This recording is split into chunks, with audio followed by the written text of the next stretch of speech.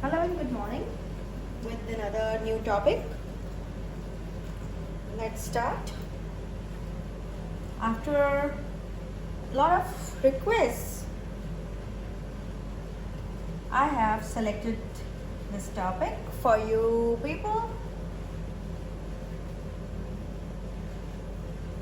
Hope you will like it.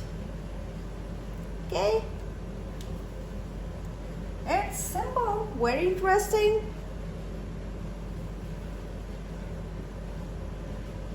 You can simply read it. It's easy and very interesting. Nomenclature of unbranched alkyl groups. Unbranched alkyl groups. Okay, so first of all,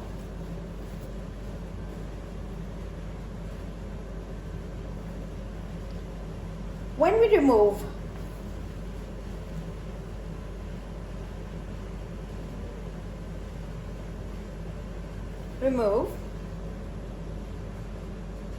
one hydrogen atom,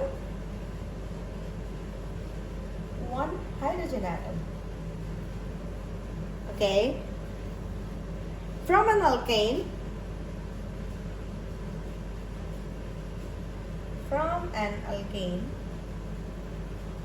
we get an alkyl group. This one, we get this group.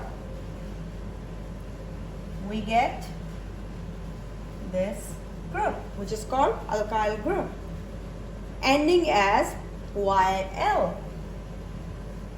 IL. What it would be like? I'll. While. Right? YL. Ending with YL. Fine. Okay.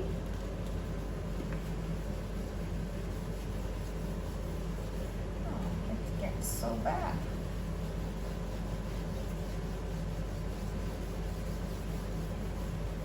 I'll clean the board.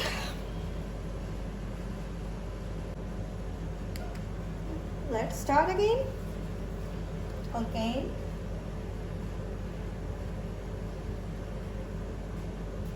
Alkyl group. Alkyl group. And abbreviation.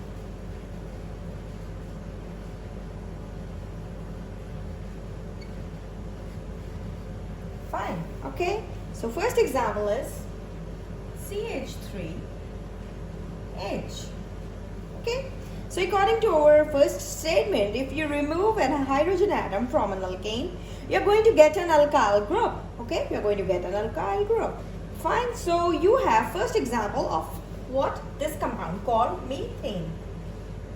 CH3 and of course a hydrogen atom over here, that is it's CH4. If you remove this hydrogen atom, okay, what you are going to get? What you are going to left with? CH3. Right? You will be left with CH3. What is the CH3? Of course, a methyl group. A methyl group. Methyl group. After removing this hydrogen from methane, you are going to get a methyl group, and its abbreviation, what would be? It would be abbreviated as me. Fine. Okay, so we'll jump to the next example. Ethane, CH2. Okay, and this is it. If now you're going to remove this hydrogen, as you know, the molecular formula for ethane is CH3. So I split up this CH3 into this so that I can easily remove it. So just remove this. What you're going to get?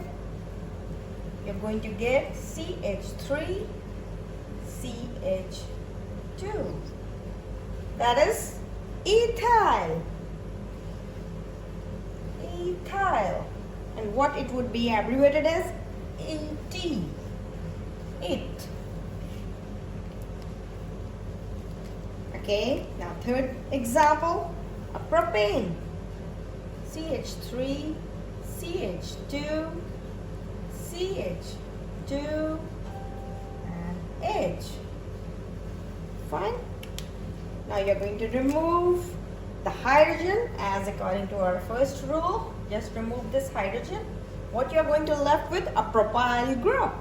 That is CH3, CH2, CH2, right?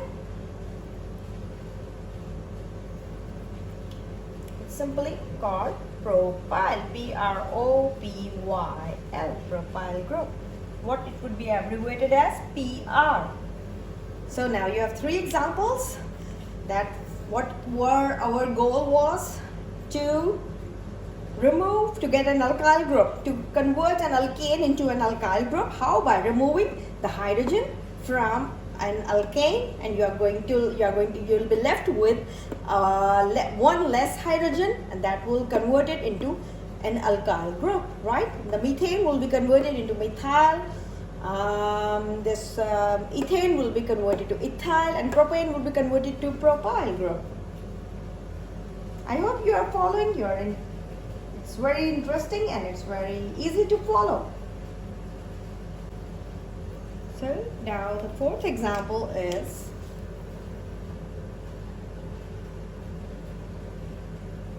CH3, CH2, CH2,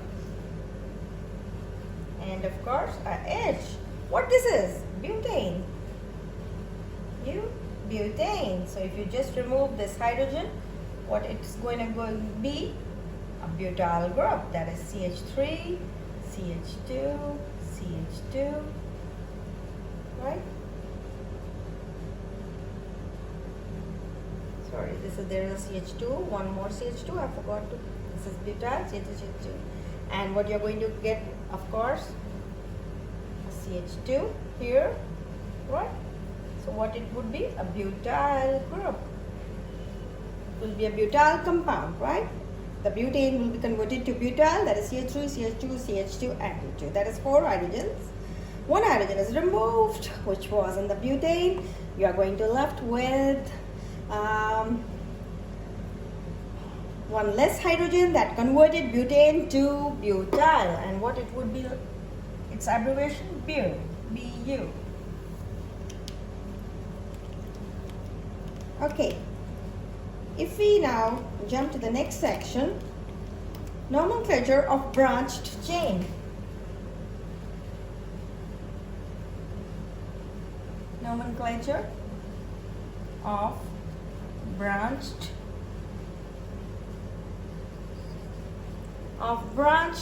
chain.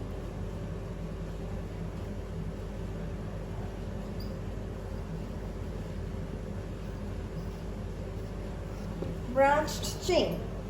Now it obeys some rules. Now the nomenclature is based on few rules. Now what would be the rules? Now let's see the first rule. The longest continuous chain is selected containing carbon atoms, and this will convey the parent name for that alkane. So I have to write down that rule. The longest continuous chain, the longest continuous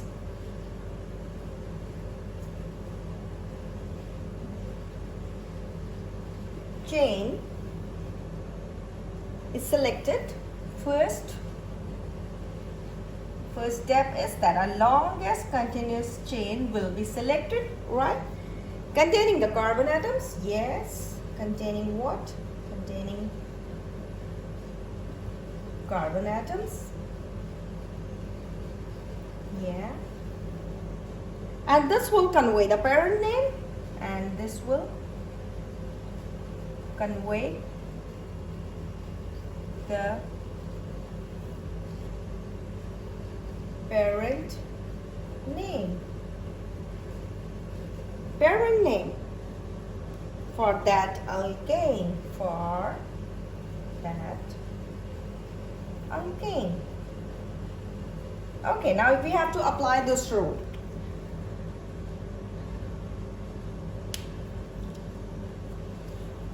Let's do it. So we have a compound now. let's write down the compound by following this rule. Okay.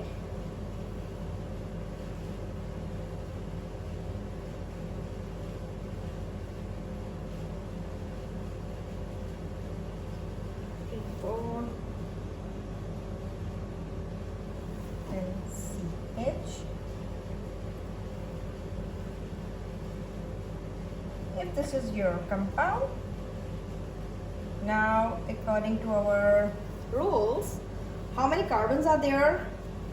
1, 2, 3, 4, 5, 6, right? And we have one group that is attached to fifth carbon according to, but let's read the rule. The longest continuous chain is selected. So what would be the longest chain if you start from here? 1, 2, 3, 4, 5, 6. And if you start from here, 1, 2, and the substitute is here, 3, 4, 5, 6, right?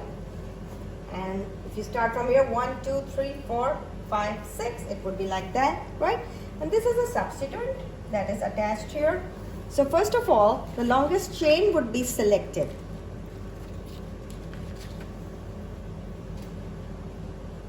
Okay, let's see the other example also. Then we will compare the results.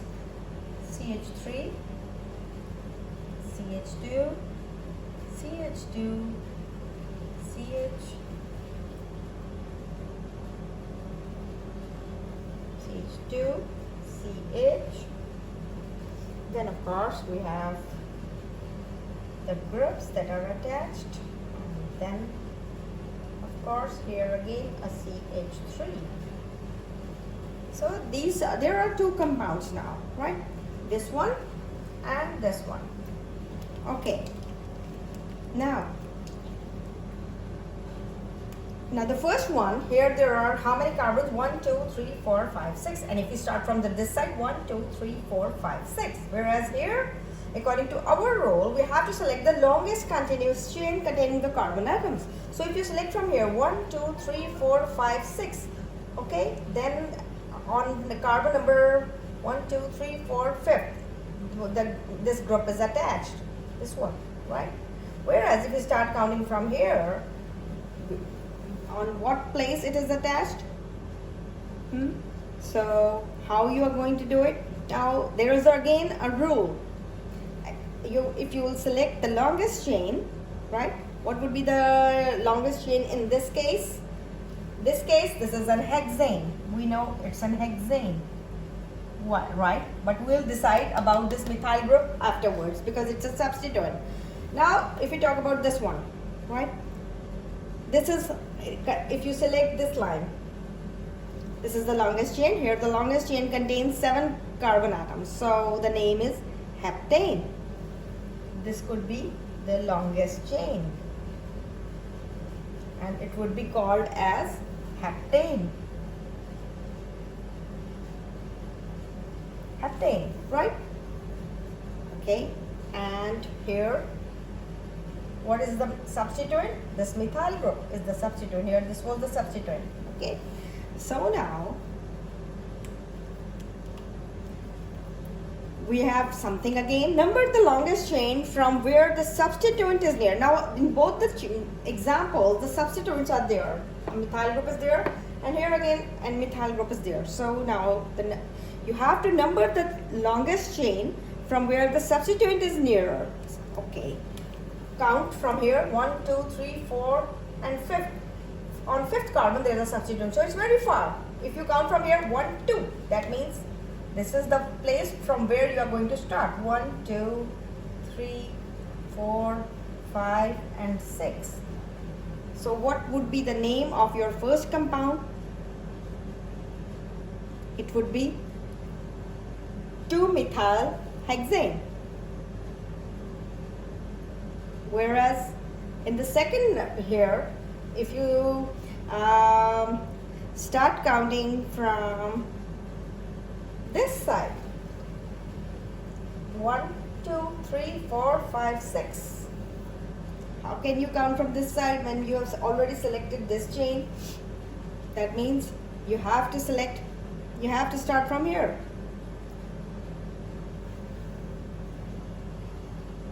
So now if you start from counting from here, it's the substituents, that is this methyl group, is quite far. So if you start counting from here, this is carbon number 1, this is 2, this is 3, 4, 5, 6 and 7. So at what position this substituent is attached? At carbon number 3. So what would be the name of this compound? 3-ethyl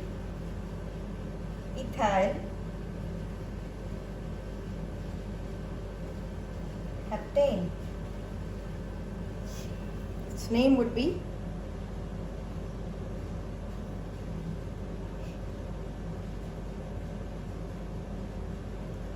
3-methyl heptane. It would be 3-methyl heptane because at third position the methyl group is there. So what would be the name is 3-methyl heptane, right? So whereas here, now as according to our rule, you have to start from the chain. You have to start counting from from where the substituent is near. So here in this case, the substituent is near from this side, not from this side. So it's on carbon number 2. So we start counting from here. Whereas from this chain, it is from here. The substituent is closer from here. That is first, second carbon, and this is third carbon. And this is the substituent. So this is nearer as compared. So we have started counting from here. And in that case, it would be 3-methyl. At third position, methyl group is there. 3-methyl. And how many carbon atoms? The parent carbon is 7 carbon atoms. So 3-methyl heptane. This will be the name of your compound. Now we have another example of hexane. 1, 2, 3, 4, 5, 6. 6 carbon atoms. Now the question arises, why the numbering I have given from this side? Why not from that side? Why this carbon is not at number 1? Not being given number 1? Why this carbon has been given number 1? Because there is a reason. The substituent, that is the methyl group, is the substituent that is near to the beginning of this chain, long continuous chain. So we will start numbering from that side where if the substituent is nearer to the beginning. Now what does the rule says? When two substituents are on the longest chain, that is number 1, first substituent, CH3, methyl group, and ethyl group, are on the longest, numbering will start from where the substituent is nearer to the beginning. Okay, substituent nearer to the beginning. I've written also here with this green marker that this methyl group is near to the beginning, whereas these substituents are away from the beginning. That means you will start the numbering from the end where the substituent is nearer to the beginning. Fine. So substituents will be named in alphabetical order. Now you have two different substituents, that is a methyl and an ethyl. So in the alphabetical order means that of course when you start counting A, B, C, E comes first and M comes after this alphabet E. So that means E for ethyl, that is this one. You will give the number accordingly, that is you will give this carbon number 1 because this methyl, that is this substituent, is nearer. So numbering will be given from this side, but of course when you are going to write it down, you are going to write down in alphabetical order, and in that sense the ethyl group will be written first. That's for example 4-ethyl, that is at the 4th carbon number, this ethyl group is present. So, and 2-methyl hexane, 4-ethyl 2-methyl hexane. And now one more thing, there are numbers, they will be separated, will be written first, separated by hyphens. Now numbers also, words also. So now how you're going to write it down in this form? When you're doing the nomenclature, you're going to write down the numbers first, then a hyphen. You will separate the number and the word by putting a hyphen in between, right? And then you are going to write down the full name of this longest continuous chain, that is 4-ethyl 2-methyl hexane. This is according to this rule. Okay, now if we go to the second rule, another example. Now we have another hexane molecule, right? But here it's, you can see that the carbon atom is having two substituents. the two substituents are present on the same carbon, then how you're going to number them? Okay, if you start numbering from here, 1, 2, 3, 4, 1, 2, 3. Okay, so that means you're going to start from here. Okay, when two substituents are on the same carbon, we use that number twice. That means this number, that is this carbon number, will be written twice. That is 3-ethyl, 3-methyl hexane. This is very interesting and very easy to follow. You should remember these two rules because they are very useful when you are doing the nomenclature. When you are asked to write down the nomenclature for any longest continuous chain of alkanes, you will use this method. Now here in this example, we have another rule.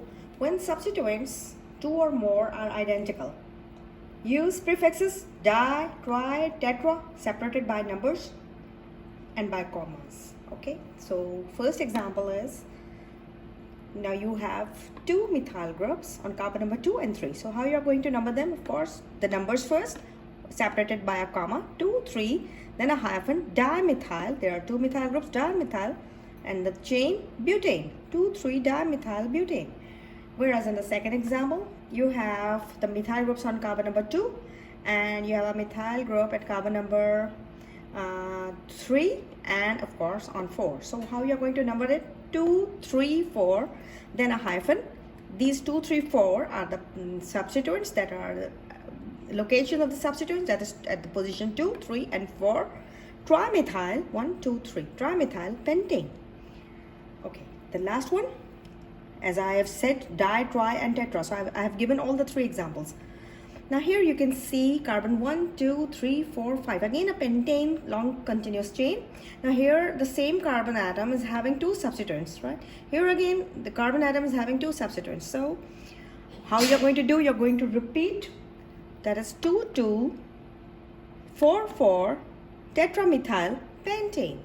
That is 2, 2, 4, 4 tetramethyl pentane. In this way, you are going to deal with this rule, and you are going to number it, and you are going to separate the numbers and the words by hyphens, and you are going to separate the numbers. First you are going to write down the numbers, then the words, but they are separated. Numbers are separated by commas, whereas the numbers and the words are separated by hyphens. And then of course the name of the chain and the parent name will be written at the end, that is butane, pentane, or whatever, right? So this is how you're going to use when you have 2 or more identical substituents. So you will be using di, tri, and tetra. Now in this example, here we can simply see the rule simply tells us when 2 equal length chains are there. That means if you start counting from here, select the longest continuous chain first, 1, 2, 3, 4, 5, 6, 7.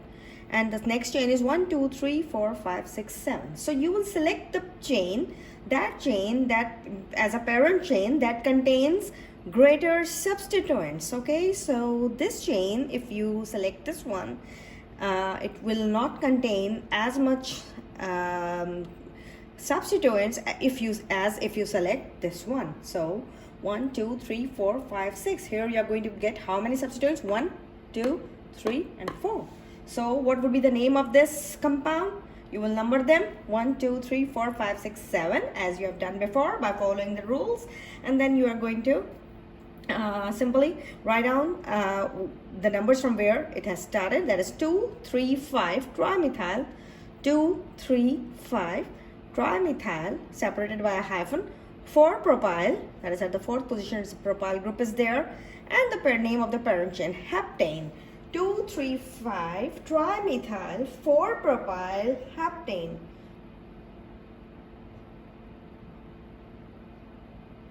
So this is the name of your this long chain compound, and according to the rule we have done this numbering, and we have given the parent name also to the chain. I hope you understand these rules and you will apply them. You will practice them more, because as much practice you will do it, as much you are going to, you will get expertise in this when you will practice more and more compounds.